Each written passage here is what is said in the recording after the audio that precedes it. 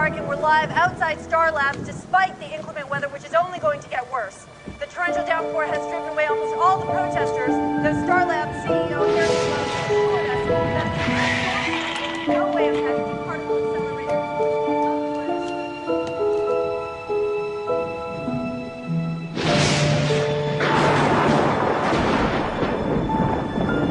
Wait, we are now being told to evacuate the facility. The storm may have caused a malfunction to the primary coolant system. Officials are now trying to shut down the particle accelerator, but so far have been unable to regain control of the system.